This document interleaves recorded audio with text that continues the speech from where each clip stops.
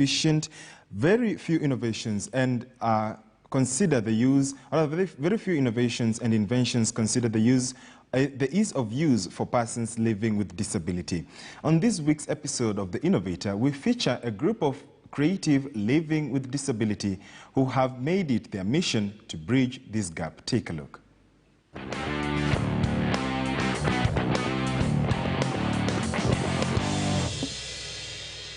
Close your eyes for a minute and try moving around. Better still, try to move in a dark room. Already hard, right? Now imagine if a blind person has to pay bills using their phones. Such is the life of Paul Mugambi, the team lead of the innovators of Macho, an app that uses voice recognition to enable people living with disabilities like him to make purchases of utilities, including airtime, water and electricity bills, among others. As a blind fellow, we face an ableist society whereby our world is not made accessible for all of us. So this product of ours came in after my own personal experience, whereby I stayed for 2 days without power. And being a person who loves to be independent, I found that this is a real challenge.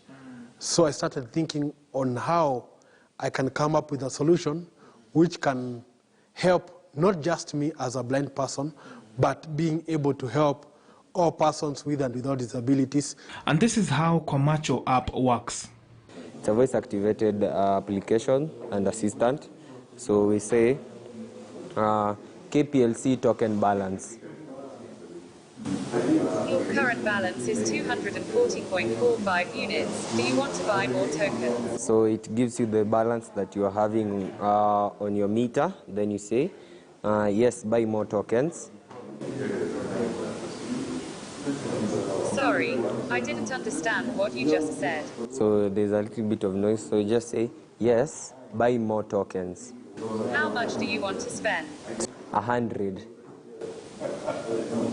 Okay, kindly enter your M-Pesa PIN to complete the purchase. 1, 2, 3, 4. Great, your purchase has been completed and the tokens generated. Your token number is 4569785969876985 units 4.09. The same has been fed to your meter automatically. Asante for using Macho. That is how the application works. It's an easy application. Then when it comes to privacy, about the entering your M-Pesa PIN and the different privacy that you might want.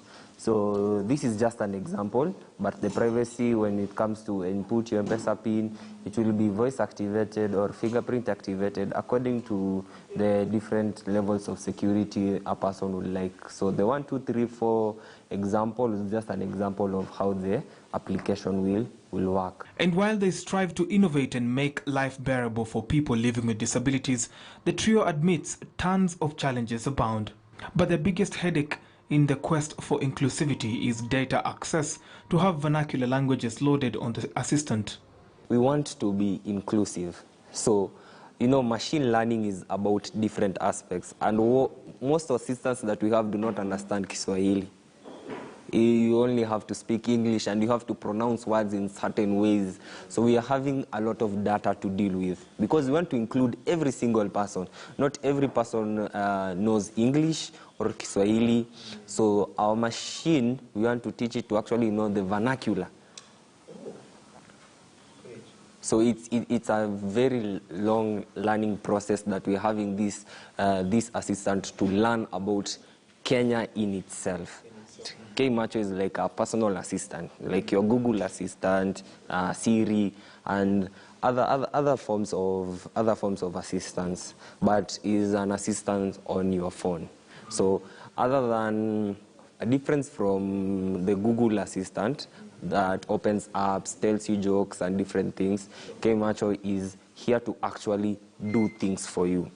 The team has seemingly converted their own circumstances into a social venture that is impacting on thousands more. What we have seen, at least over the past couple of years, thanks to the pandemic, at least this is an upside to it.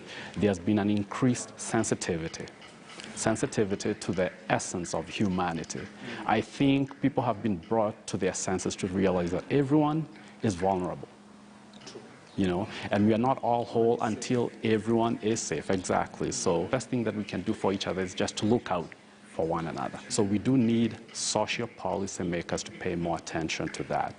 And in addition to the policies being there, we do also need them to be enforced. So when a bill goes to the legislature and it's passed, then it has to be enforced once it's been turned into a law. Now, in addition to that, we do have private interests.